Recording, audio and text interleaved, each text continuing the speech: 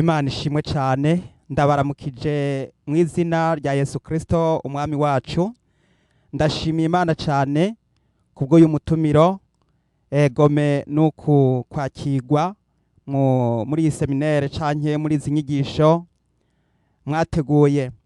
Imana ibahezagire kandi mwihariko ndabashimiye yuko mwantumiye kugira ngo nze gufatikanya namwe ijambo ry'Imana mu buryo bwo kuremeshanya na cyane cyane muri ibi bihe by'iherezo. None rero reka tubanze dushimire Imana imbere ya byose, imbere ko tubandanya. Mwami Imana yacu, data uri mu ijuru, ndagushimiye cyane mu izina rya Yesu Kristo umwami wacu. Urakoze kuri aka kanya keza uduhaye, nuhabwe icubahiro. Ndasavye amaraso ya Yesu Kristo ambonekeko kandi anyuhagire. Ndasavye mpwemu wawe yera ambonekeko kandi abe muri jewe, kandi ukoze ikara ku munwa wanje. Ndasengeye bene data bagiye kumva iri jambo wantumye mwami kuri bo, kugira ngo ari we wese yubakwe kandi afashwe. Izina ryawe rihabwe icubahiro. Ndavyambaje nshima nkenguruka mu izina rya Yesu Kristo umwami wacu, amen. Bakozi b'Imana, ndashimiye Imana gose. None rero muri kano kanya tugira ngo muri iki gihe turiko turitegurira gusanganira umwami wacu Yesu Kristo, ndagira ngo imbere ya byose mbanze mbashikirize ico Imana yambariye kubwira abakozi b'Imana, kubwira ishengero, kubwira umuntu wese ariko araja mu ijuru. Tuzingurure Bibiliya turabe ijambo ry'Imana riri mu butumwa bwiza bwa Matayo igihimba ca 24 umurongo wa 45. Dusome mu izina rya Yesu. Haravuga ngo, none ninde mushumba wo kwizigirwa w'ubwenge shebuja yosigarana abo mu rugo rwiwe ngo abagaburire igihe kigeze? Hahirwa uwo mushumba shebuja agarutse azosanga akora atyo. Ndababwira ukuri yuko azomuha kugaba ibyo afise byose. Ariko umushumba mubi niyibwira mu mutima wiwe ati, databuja aracatevye, maze agatangura gukubita abashumba bagenzi biwe no gusangira n'ababorerwa, shebuja w'uwo mushumba azoza ku munsi atamwiteze no mu gihe atazi, azomucamo kubiri amusangize umugabane wiwe n'indyarya, niho hazoba amarira no kuryanya insya z'amenyo. Bene data, aya n'amajambo Yesu Kristo yariko arabwira abigishwa biwe. Muri ico gihe rero turabona yuko aha Yesu yariko arabwira abigishwa kugira ngo bamenye igikorwa bahawe gukora. None rero mu gihe nari ndiko ndabwirwa ivyo kubwira amashengero y'abana b'Imana, cyane cyane abakozi b'Imana, nabwiye kugira ngo mbwire abakozi b'Imana kugira ngo yewe mukozi w'Imana aho uri hose mu rwego rwose ube maso, kugira ngo nturabe igiti wahawe, nturabe izina wahawe, nturabe idini ukoreramwo urimwo, nturabe igihugu urimwo, nturabe akarere urimwo, ariko urabe Yesu Kristo yakubambiwe ku musaraba, kuko umwe wese azikorera uwo mutwaro. Ntawe uzobazwa ngo nuko jewe nari muri Anglikane, ntawe uzobazwa ngo jewe nari muri Morave, ntawe uzobazwa ngo jewe nari muri Pentecote. Ico umuntu azishura gusa yuko yakijijwe akakira umwami Yesu. Ijambo rya kabiri nuko nabwiye kubwira abakozi b'Imana yuko igihe Yesu Kristo yaza ku isi ubwa mbere yaje ari umwana muto, hanyuma abaherezi n'abanyabwenge b'ivyanditswe ntibamwakiriye. Turibuka Simeyoni amukikira hamwe n'abavugishwa n'Imana Ana, baramukikiye baramuhezagira. Ariko muri ico gihe abaherezi bari ico gihe nta jambo tubona bavuze. Mbere hagati aho abaherezi bagiye kwifatanya na Herode mu kuja inama y'ingene bomuhiga, ariko Yesu Kristo ahungira muri Egiputa.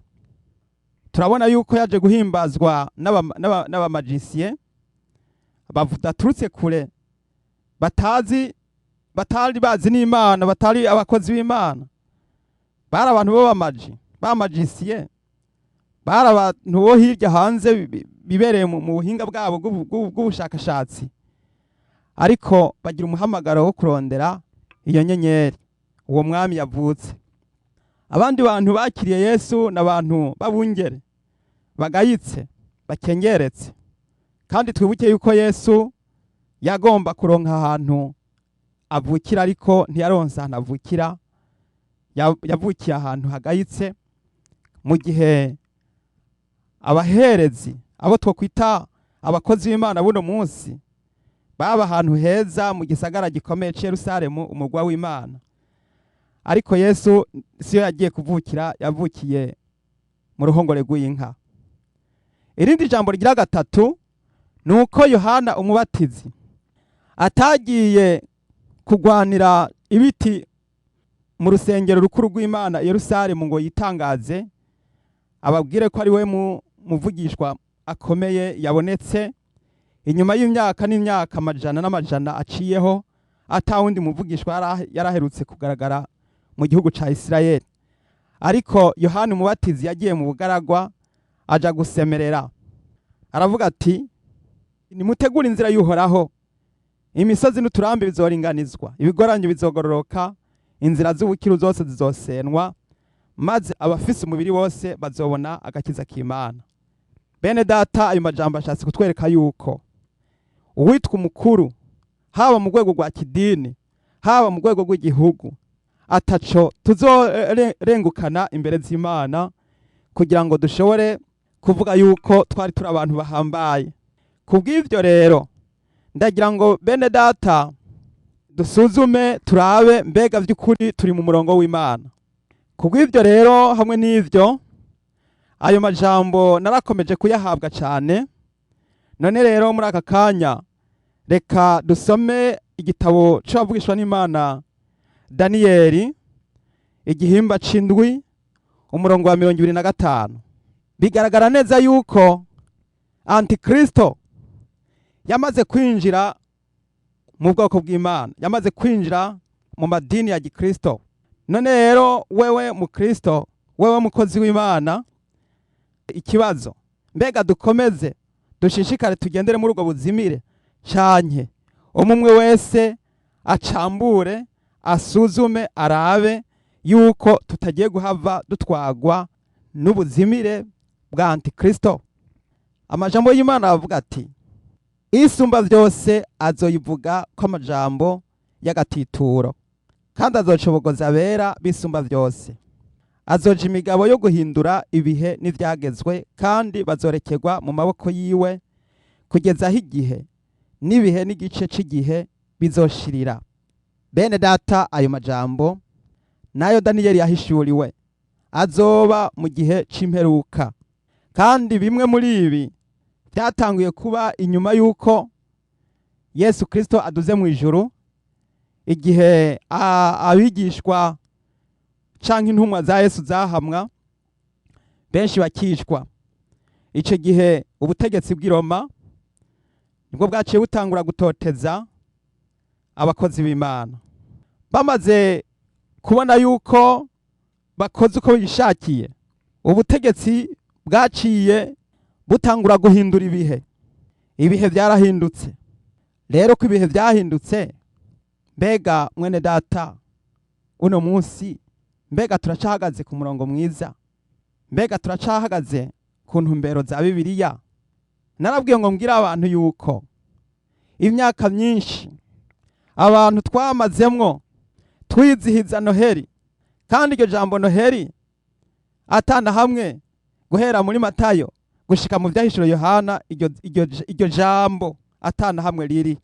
Ubwo ntimwumva yuko umwami Yesu niyatubaza ati Noheli ni iki, tuzomwishura tuti ni wa munsi wavukirako.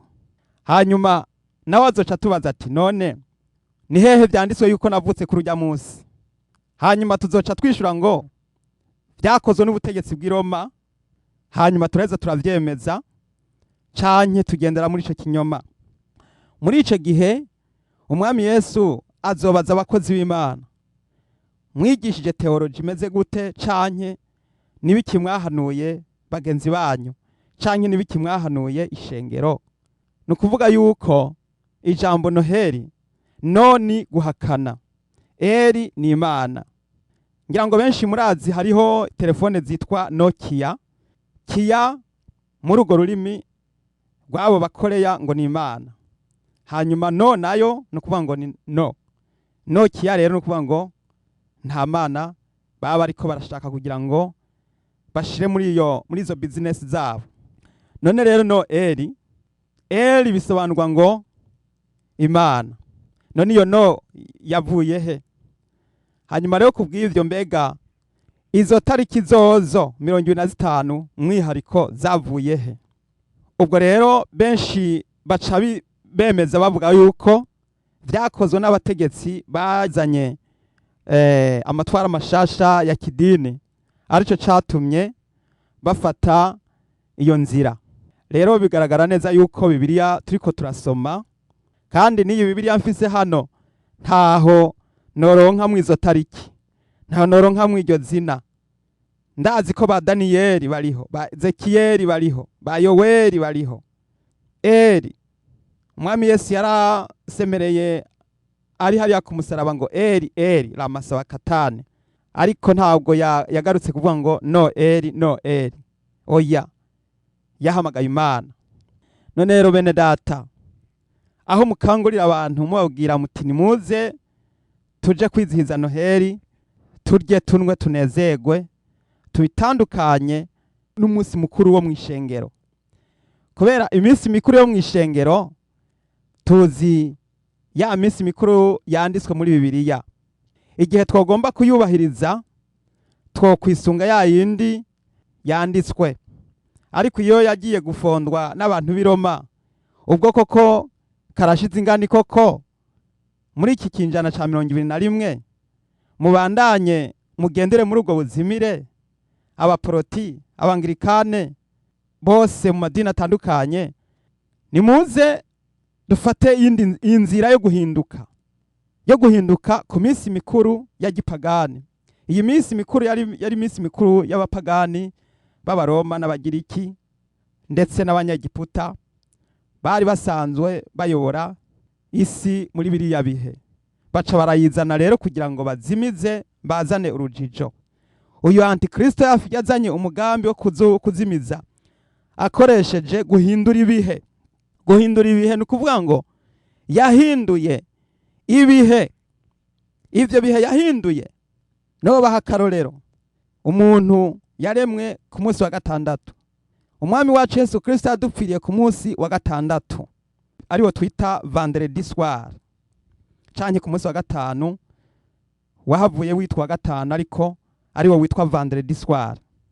Hanyuma rero Yesu araramumva ku munsi wa gatandatu, ariwo wita samedi, azuka kwa mbere w'iminsi indwi. Bibiliya itubwira neza yuko Yesu yazutse kwa mbere w'iminsi indwi, ariko twebwe abaporoti n'Abakristo turahindura tuti oya, ntabwo ari wa mbere w'iminsi indwi, ahubwo n'umunsi w'indwi. Nakuze nzi neza ko ari wo munsi w'indwi. Jewe nagiye kubimenya ntevye, kandi maze kubimenya naritangaje, ntangura kwibuka bene data twakuranye nabo twahoze dusenga hamwe imyaka n'iyindi. Ndashima Imana rero yuko nahavuye ngasobanukirwa ivyo, nkamenya yuko ahubwo ujya munsi wa mbere w'iminsi indwi bishatse kuvuga yuko yari indi semene igiye gutangura, yuko umunsi w'indwi ari samedi, ariyo sabato, saba mu Giswahili, samedi canke sabado, ariko arico bivuze indwi.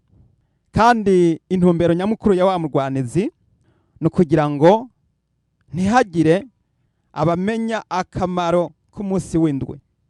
Nkiri ngaho nyene ndagira ngo mbabwire amajambo akomeye cyane. Indwi muri Bibiliya ni ikintu gikomeye. Satani yararavye asanga akwiye kudukuramwo uwo mugambi canke uko kumenya. Ngira ngo mbaha akarorero. Itanguriro igihimba c'indwi. Igihe umwanditsi yandika igitabo c'itanguriro yarahavuye ashika ku giharuro c'indwi. Hanyuma ico giharuro agishitseko aca yerekana yuko arico gihe Nowa yagiye kwinjira mu bwato. Abantu bakoze ivyaha biragaragara mu gihimba ca gatandatu, mu gitabo c'itanguriro igihimba ca gatandatu niho ivyaha vyagaragaye, abantu baracumura, baragarariza Imana, imaramaza gose kurimbura isi. Igiharuro gatandatu ni igiharuro c'ubuzimire, ni igiharuro co gupotera, ni igiharuro co kuja kure y'Imana, ni igiharuro c'ubugarariji. Hanyuma igiharuro c'indwi ni igihe, iyo dusomye hano ku murongo wa mbere mu gihimba c'indwi haravuga ngo maze Uhoraho abwira Nowa ati nimwinjire mu bwato mwe n'abo mu nzu yawe bose, kuko mu rungano rw'ubu ari wewe wenyene nabonye ugororotse imbere yanje. Imana ihabwe icubahiro. Uyu murongo wa mbere wo mu gihimba c'indwi, indwi bisobanura ngo kuruhuka. Nowa bisobanurwa ngo kuruhuka. Izina Nowa bisobanurwa ngo kuruhuka. Hanyuma iki giharuro indwi naco ni sabato canke ni seti saba canke naco bivuze ngo kuruhuka. Ubwato baruhukiyemo rero butwibutsa yuko ari Yesu Kristo. Nuko rero muri Bibiliya hano biragaragaza neza yuko igiharuro indwi ari igiharuro cagiye cubahirizwa. Hanyuma dusomye hano ku murongo wa kabiri haravuga ngo mu bitungano byose bitazira no mu bikoko byose bitazira utwaremwe ibigabo indwi n'ibigore indwi vyavyo. No kuvuga ngo buri bikoko byose Nowa yategetswe kwinjizayo indwi, kubera yuko aha ni mu gihimba c'indwi. Indwi bisobanurwa kuruhuka, Nowa bisobanurwa kuruhuka, hanyuma indwi bitegerezwa kwinjiramwo navyo ari indwi. Abantu bazoja mu buruhukiro bw'isabato n'abantu bazoba binjiye mu giharuro co kuruhuka kw'Imana. Hanyuma rero usimbutse hepfo ku murongo wa gatandatu haravuga ngo igihe umwuzure w'amazi waza ku isi Nowa yari amaze imyaka 600. No kuvuga ngo uravye Nowa nk'umwana w'umuntu yari akwijije neza imyaka 600. 600 bisobanurwa intege nke z'umuntu canke muntu mwihariko kamere muntu. Rero Nowa yagiye kugira ubuntu ava muri gatandatu yinjira mu ndwi. Yinjira mu ndwi, igiharuro ndwi c'Imana. Igihimba ca gatandatu kigaragaza ubuzimire n'ubupfu bw'umuntu. Igihimba c'indwi kigaragaza ukuruhuka k'Uwimana yashize ku kimenyetso. Hanyuma uyu murongo wa gatandatu wo muri igihimba c'indwi ugaruka kudusubiza n'ubundi muri kwa kumenya igico igiharuro gatandatu bivuze yuko Nowa yari amaze imyaka 600. Babishize ku murongo wa gatandatu kandi Nowa nawe yari amaze imyaka 600. Hanyuma Nowa yinjiye mu mwaka wa 601 aba yinjiye mu isabato yo kuruhuka. Ndagira ngo mbwire yuko uwarokotse umwuzure ari winjiye mu giharuro ndwi. Hanyuma rero hamwe n'ivyo ndagira ngo kandi nkubwire yuko Enoki ari umwe mu bantu bari bagize generation igira indwi. Muri abo bantu bose hatomwe Enoki, kubera yuko Imana yararavye isanga mu gihe hari igiharuro ndwi Imana igomba kugiramwo uwitoye kugira ngo aje kuruhukana nayo mu bugingo budashira. Enoki rero yaduganywe mu ijuru ntiyaba akiboneka kuko Imana yamujanye, kubera yuko yari ugira indwi kuva kuri Adamu. Bene data, mu nyuma igihe carakomeje Imana iza kubibwira Abisirayeli, irabwira ati umunsi ugira indwi n'umunsi wanje je Uhoraho. Kandi turabona no mu kurema Imana igeze kuri uwo munsi iraruhuka. Hanyuma rero kubw'ivyo Yesu Kristo nawe yaje kuvyuzuriza, aravuga ati ku munsi w'indwi ni umunsi wo gukora neza ariko si umunsi wo kugira nabi, ni umunsi wo gukiza ariko si umunsi wo kwica. Bene data, umunsi wa sabato cyangwa umunsi w'indwi tugomba kuwumenya kutigeze uhinduka muri Bibiliya. Hanyuma umunsi w'Imana nawo kandi tukibuka ko ari wo munsi umwami wacu Yesu Kristo yazukiyeko. Rero intumwa zarabuteranako kandi n'umunsi w'isabato ntibigeze bawureka. Ari naco gituma bakozi b'Imana, hari ijambo ry'Imana Yesu Kristo yavuze ngo uzokwigisha abantu agakengera ibwirizwa rimwe muri aya mabwirizwa akavuga ngo iryo bwirizwa ni ritoya mu bwami bw'Imana naho ngo azokwitwa muto. Ari naco gituma rero bisobanurwa ngo tugomba kumenya yuko wa mutegetsi ari wa Antikristo yaje akaza guhindura ibihe, yongera kandi ahindura n'amategeko. Yahinduye amategeko kuko wewe mu madini yashigikiye uwo muzo wa Antikristo na rya bwirizwa baciye barikuramwo ryari ryo kubahiriza umunsi w'indwi. Aho kuvuga ngo wibuke kuziriza umunsi w'isabato, baciye bayahinduranya bakuramwo iryo bwirizwa kugira ngo baje kubona ibiharuro 10 canke baronke amabwirizwa 10. Ariko abakristo abaporoti bakomeje ico giharuro, bakomeje iryo bwirizwa ariko nabo barikura mu mitegekere no mu vyumviro. None rero bene data, nugusuzuma kuko iyo ni inkomoko canke n'intandaro yatumye habaho n'amahinduka. Igihe Yohana umubatizi yaje yigisha abantu kubatizwa ku gukurwa kw'ivyaha, kandi abantu bakabatizwa bibirijwe.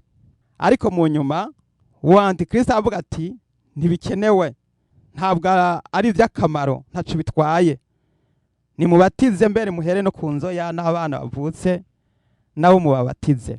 Uko rero bimaze kubuko kugeza no munsi hatangura kuba amahinduka mu bakristo. Ariko wewe mukozi w'Imana, ndagira nkubwire yuko nimba warahamagawe n'Imana ugomba guhagararira ijambo ry'Imana, utarabiye idini urimwo, utarabiye abo muri kumwe, ariko urabe wumve ico mpwemu yera akubarira. Hanyuma rero nimba ugomba gufata iya mbere uvuga ati jewe ngomba gukora nkuko Yesu Kristo yakoze, ngomba kuvuga nkuko Yesu Kristo yavuze, ngomba kugenda nkuko Yesu Kristo yagenze. Nuko rero ivyo byose biratwereka yuko tugomba kumenya yuko twamaze kwinjira mu gihe cyuko Antikristo yatanguye gukora kandi ariko arakora ku mugaragaro. Umusavyi w'Imana Paulo yarabivuze neza.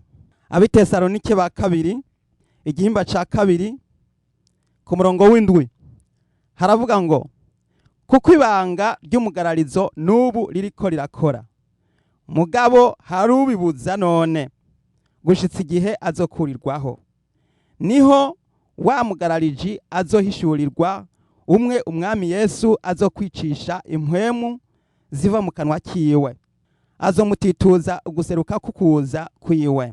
Ukuza kuwo mugarariji kuri mu buryo bw'inkomezi za Satani, kuri n'ubushobozi bwose n'ibimenyetso n'ibitangaza by'ibinyoma n'ubugunge bwose bwo kugabitanya kubahona, kuko batemeye gukunda ivy'ukuri ngo bakizwe.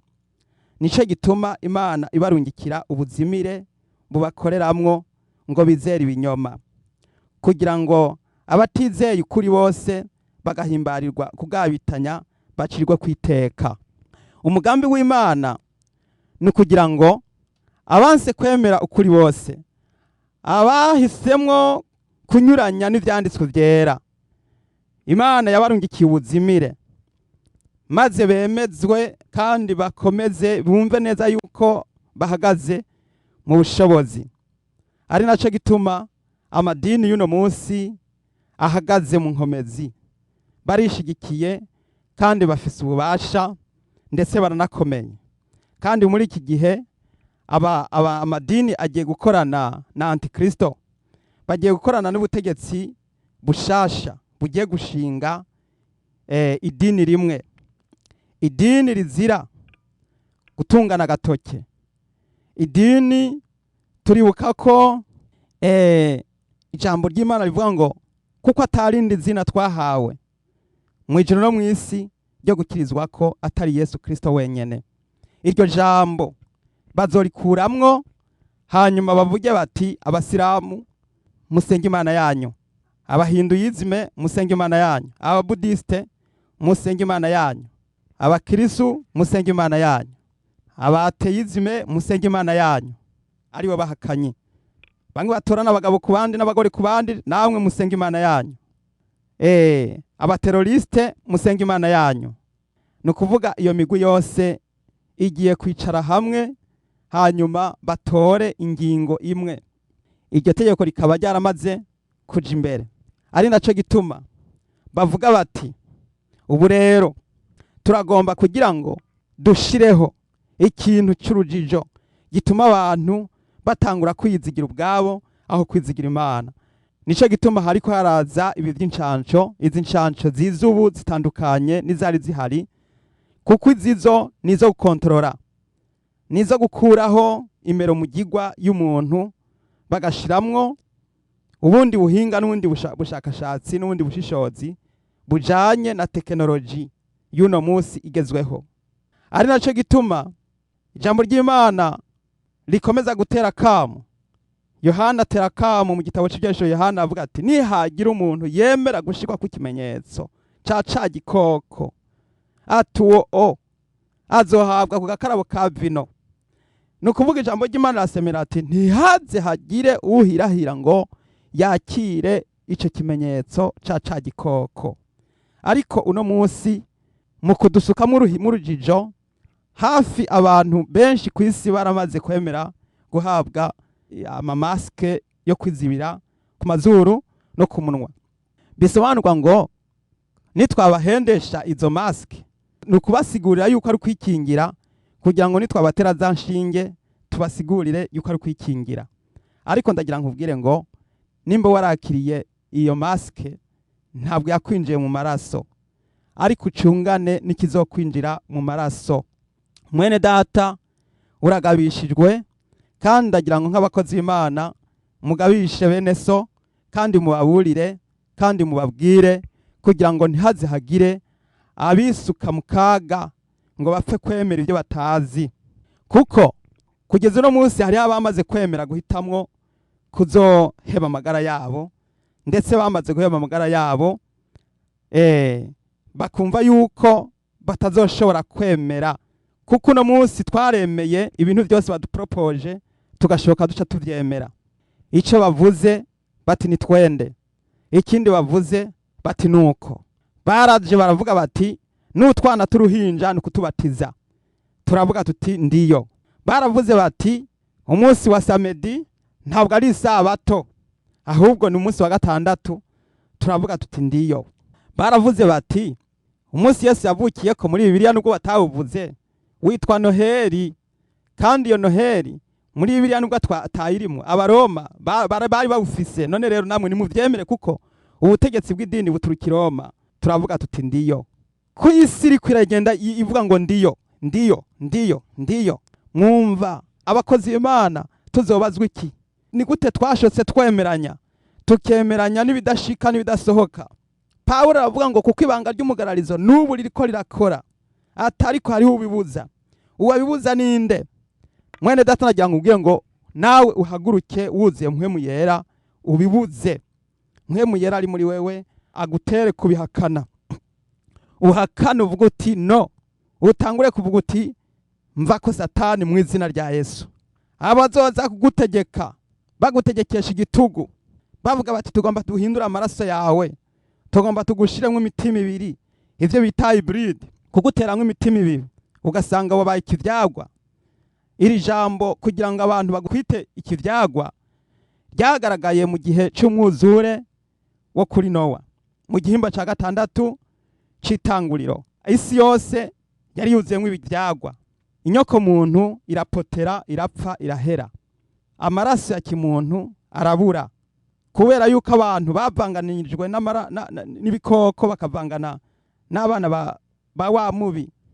Maze rero abo bita abana b'Imana barongora abagore b'abantu, kera babita abana b'Imana, ariko ntabwo bari abana b'Imana kuko vyahindutse ubugarariji, vyahindutse gutikira. Ivyo bigatanya vyagiye kuvuka byari bifise uburebure bugera hariya. Uno munsi rero nibamara guhindura inyoko muntu, ntuzi uko ejo abana bazovuka uko bazoba bameze. Uzovyara umwana yitwa ngo iki? Uzovyara umwana asa gute?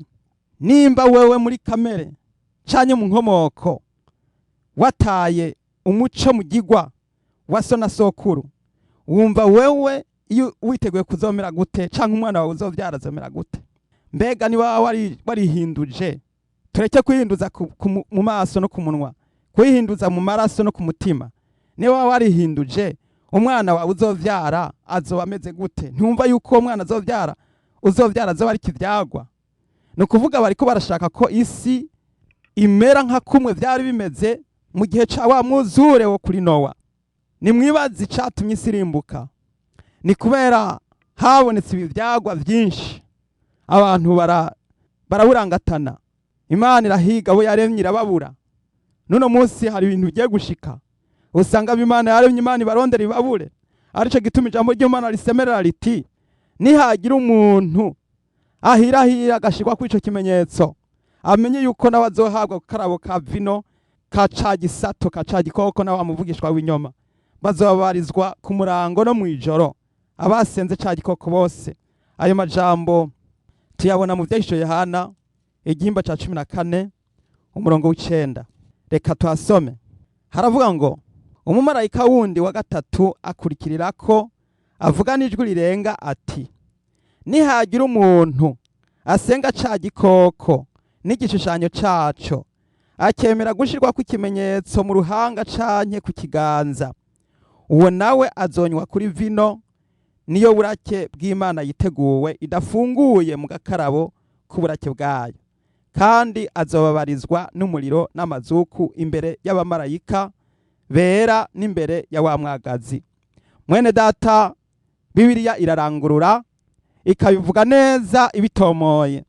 Rero nimuze abakozi b'Imana mufate iya mbere kugira ngo muburire abo murongoye, mubabwire yuko ibintu vyahindutse. Twinjiye mu gice citwa Nouvelle Ordre Mondiale.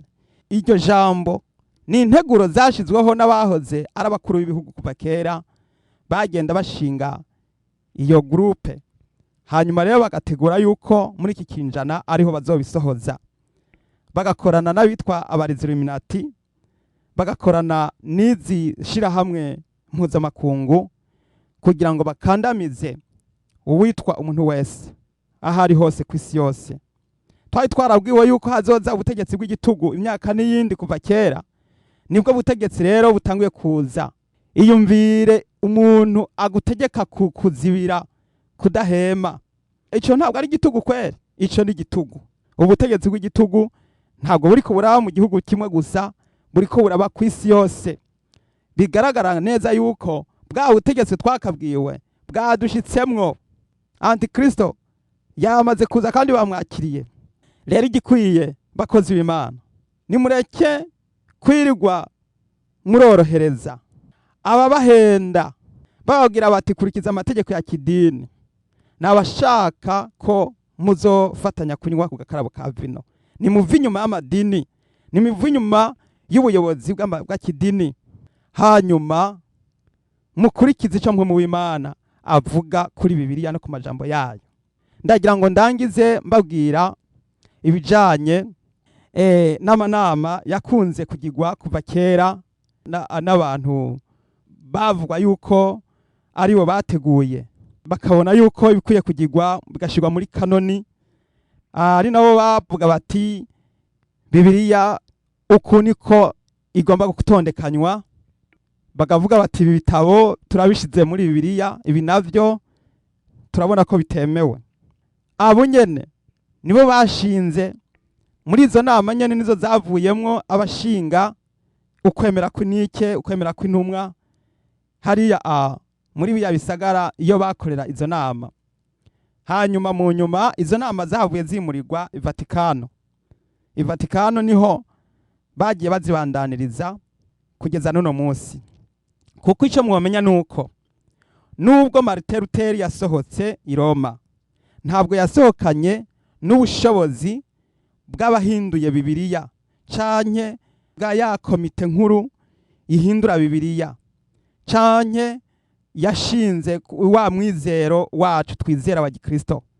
Martin Luther yasohotse uko, hanyuma yagiye gushigikirwa n'Abongereza, mu nyuma ashigikirwa n'abandi, mu nyuma kamwe kamwe hariya, hanyuma birahava biratinda birakwira isi yose. Ariko ubutegetsi canke inkomoko y'idini canke abafise ubushobozi guhindura amajambo, kwa kwemera ko kuvuga ngo ndemeye Imana imwe, ndemeye na Yesu Kristo umwana we w'ikinege, ndemera yuko hari ijuru, ndemera yuko hari iki, ndemera yuko hazo kuzuka, ndemera byose, ndemera ubutatu, ivyo byose aho ntihanyiganyijwe, kuko hakomeje kugumana uwo muco canke ubwo bushobozi bw'iyo nama. Rero izo nama zakomeje kubaho kugeza n'uno munsi, kandi zirongorwa n'abapapa, kuko abapapa nibo bategerezwa kuzihagararira, kubera yuko amashengero ya giprotestanti yakomeje gukorera mu buryo bw'umwuka, ariko amashengero ya katolika yo yakomeje kugumana imero mu gigwa y'ibijanye n'ubutegetsi bwa kidini. Rero kubw'ivyo uno munsi tumaze kuronka amatangazo yemeza neza yuko bahisemo guhindura, bakavuga yuko vya bindi byose bakigishije, za nama bagapanze, yuko bagomba kubihindura kugira ngo bagendane n'ivya none bigezweho. Ivyo kuvuga yuko ngo Adamu na Eva ngo babayeho ngo ivyo ngo kwari kubesha abantu, ngo barihenze. Ivyo kuvuga ngo umuriro canke ngo kuzimu ngo biriho, ngo ivyo barihenze. Urumva yuko batanguye kugera ku rwego rwo guhindura Bibiliya. Kuvuga yuko muri Bibiliya hariho imirongo imwe yabaye expire canke yataye igihe, ivyo ngo bazogira uburyo bwo guhindura amajambo amwe namwe yo mu vyanditswe vyera, kuko ngo Imana nayo ngo irahindagurika. Ariko twego twakuze twigishwa tubwirwa yuko uko yarareje no munsi ariko ari, kandi niko azokwama ibihe byose. Yesu Kristo ntahinduka. Ariko iryo jambo nyene niryo rituma abantu bemeza yuko Imana yahavuye igahindura, yuko ubwa mbere yaruhutse ku munsi w'indwi, ariko ubuhoho yahavuye igahindura ikavuga yuko indwi rivuyeho, yuko ahubwo na bwa buruhuko butakiriho. Ariko inkomoko y'iryo jambo ituruka hehe? Ituruka kuguhakana yuko kukukwanyiriza kugira ngo ntuzoje kuruhukana n'Imana nk'uko Henoki yaruhukanye n'Imana, nk'uko Imana yiteguye kuruhukana n'abasavyi bayo.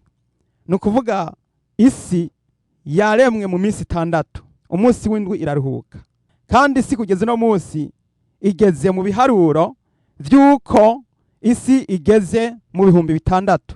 Ku bakristo uno munsi ibiharuro igeze mu 6,000 ndetse birenga, kuko Yesu Kristo yavutse haciye imyaka 4,000, none no munsi tukaba tugeze mu myaka 2021.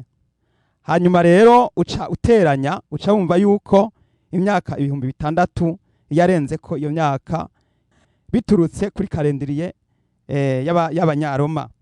Hanyuma rero ariko kuri kalendriye y'abayahudi 6,000 biburamwo imyaka 200, kuko kuri kalendriye yabo bageze ku myaka 5,800. Rero kubw'ivyo ugiye kugereranya n'izo kalendriye zibiri zose, bituganisha bitwereka neza yuko isi igeze mu 6,000 canke iri kwirabirengana. Ubwo rero tukamenya neza yuko umunsi ugira indwi ari umunsi wo kuruhuka kw'Imana. Mwene data, ijambo ry'Imana riravuga ngo mbega ko muzi kugendeza iby'ibihe, mukamenya yuko haza gufurungana canke yuko hariho agatasi canke hari urushana, ni kuki mudashobora kugendeza iby'igihe ca none? Ni kuki tudashobora guharura tukibaza ni kubera iki bafuditse, ni kubera iki karindiriye ziko zirafudika. Ariko tukamenya yuko Yesu yavutse haciye imyaka 4,000, kuko kuva kuri Adamu gushika kuri Aburahamu ni 2,000, hanyuma kuva kuri Aburahamu gushika kuri Yesu ni 2,000. Nukuvuga kuva kuri Yesu gushika uno munsi ni 2,000. 600 birarumye, ndetse muri kalendiriya y'Abaroma hano harenze ko imyaka 21. Bisobanurwa ngo hamwe byoba biruko ko umunsi w'indwi ari wo munsi wo kuruhuka, nukuvuga ngo bwa utegetsi bwa Mesiya kugira ngo abera baje kuruhukana na Mesiya muri bwa bwami bwa Mesiya bw'imyaka 1000 bushobora kuba muri ico cyumweru, muri uwo munsi urangiriza umunsi w'uburuhuko. Twibuke yuko umunsi w'indwi ari umunsi wuko Nowa yaruhukiye mu bwato. Umunsi w'indwi ni umunsi wuko uwagirindwi kuri Adamu yagiye kuruhukana n'Imana. Umunsi w'indwi ni umunsi Abisirayeli bategekwa yuko ari umunsi wo kuruhuka. Rero bene data, igiharuro indwi kizogaruka mu butegetsi bwa Mesiya. Igiharuro kizogaruka kugira ngo Yesu aze kwima ingoma i Yerusalemu, habeho ubutegetsi bw'imyaka 1000. Mwene data, ntawuzi umunsi canke isaha, ntawuzi ikarendiriye ivuga ukuri, ntawuzi yuko ari karendiriye y'Abayuda ivuga ukuri, ntawuzi yuko ari karendiriye y'Abaroma ivuga ukuri. Ariko ndagira ngo nkubwire ngo suzuma userangure muri Bibiliya, hanyuma urabe wibaze, ubaze Imana, ubaze uti mbega koko ibi bintu biriko biravugwa ese bimeze gute?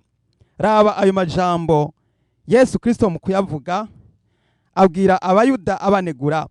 Matayo igihimba ca 16 umurongo wa 2 n'uwa 3 haravuga ngo, nawe arabishura ati, iyo bugorovye muravuga muti buca haba umuco, kuko ijuru ryirasiye.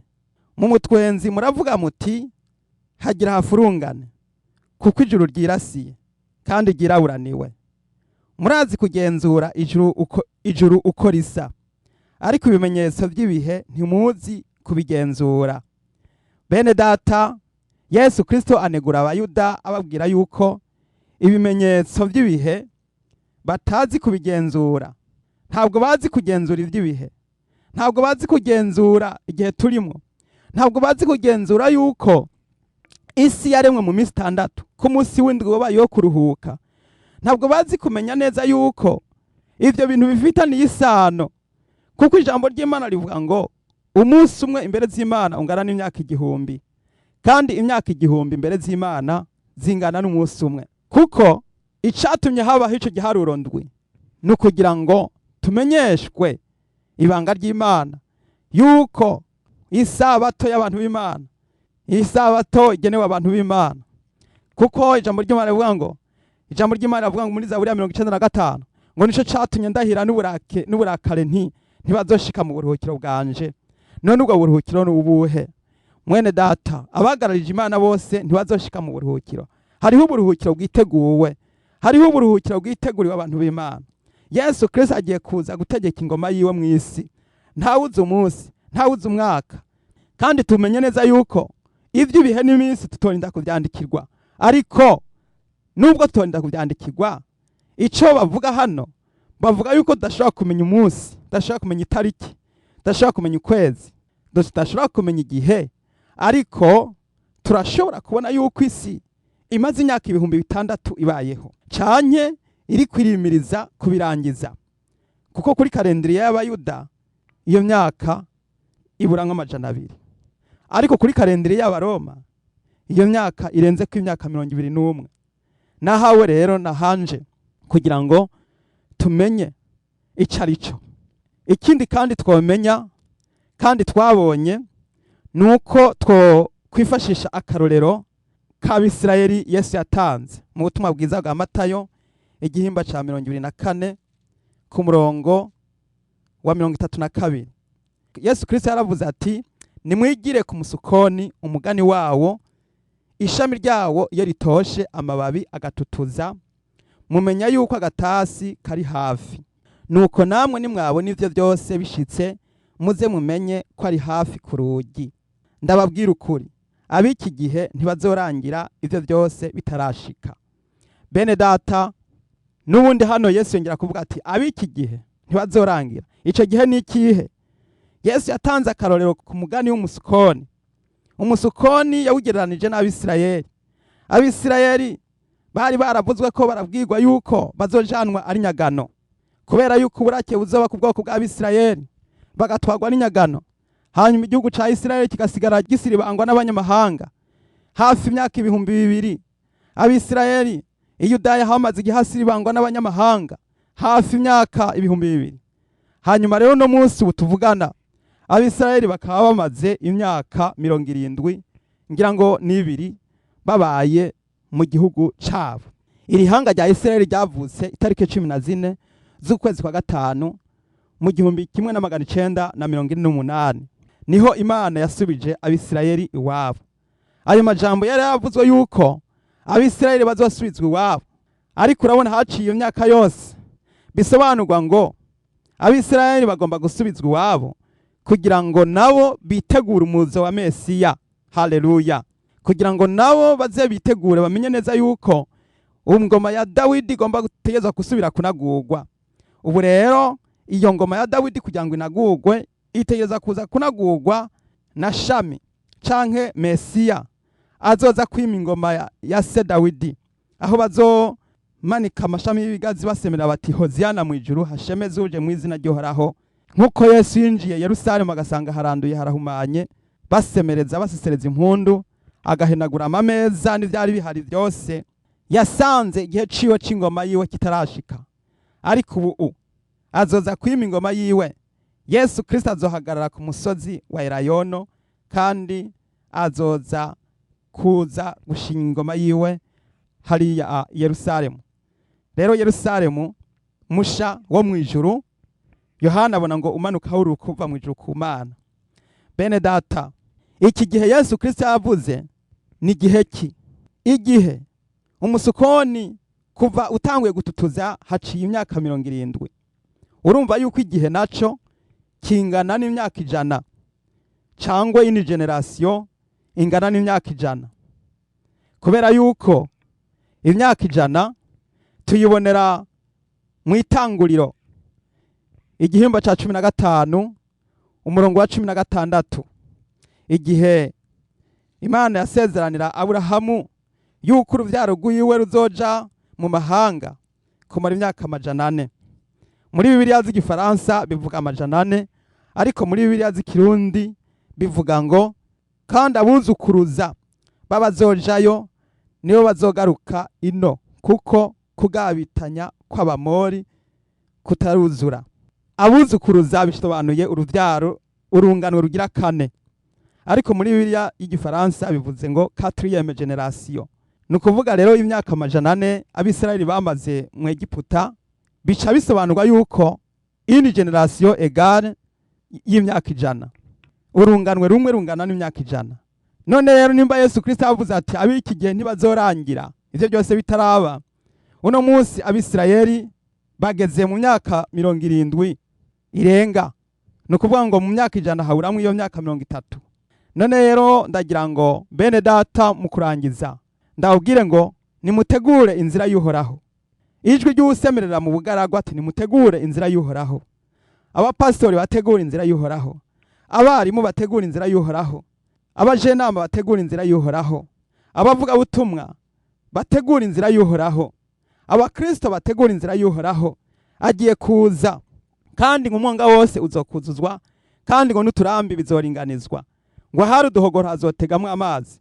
Bisobanurwa ngo umwami Imana azogaragara seruke, ubwiza bwe bubonekera abantu bose, nk'uko umwuzure wo kuri Nowa wuzuye ukarengana imisozi, niko n'ab'iki gihe bose bazobona umwami Imana, ndetse ngo n'abamucumise bazomubona. Bagiye kumubona rero umwami wacu Yesu Kristo agiye kugaruka, kuko inyuma y'ubutegetsi bwa Antikristo amaze gutembagazwa, iyi ngoma ya Nouvelle Ordre Mondiale imaze gusenyuka, umwami Imana azomanuka hanyuma aze kwima ingoma. Ubutegetsi bwa Mesiya bugiye kuza. Mwene data nimukangurira abantu mubabwire yuko igihe cacu gishitse, cyo gucungurwa. Yesu Kristo avuze ati nimwabona ibyo byose bibaye muze muraramike amazosi yanyu kuko igihe cyo gucungurwa kwanyu kizoba gishitse. Nuko rero Yesu abagirire neza, ndabipfurije gutegura inzira y'uhoraho, ndabipfurije gutegura kugaruka k'umwami wacu Yesu Kristo, kumwitegurira, muharure, musene, mukubure, kuko bya bimenyetso byose byo muri Bibiliya byaramaze gushika. Nukuvuga nari mfise byinshi nari kubandaniriza ko, ariko kuko ndabona umwanya uri kuragenda, reka ngarukirize ngaha.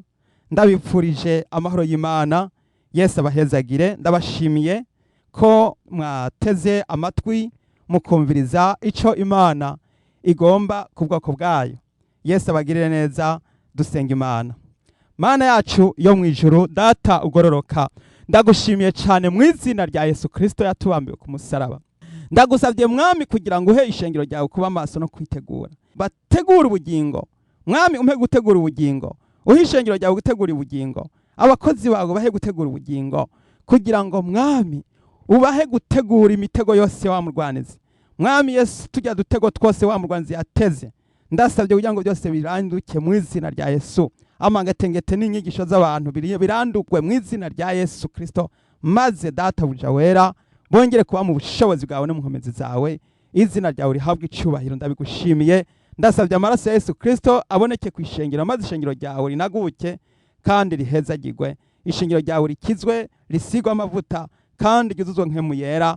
Hanyuma inzambani yavuga tuze duteruranwe n'abera, duteruranwe mu bicu, tugusanganire mu kirere. Urakaza mwami Yesu, turakwiteze. Izina ryawe nirishimagizwe, rihabwe icyubahiro mu izina ryo watwitangiye Yesu Kristo umwami wacu. Amen.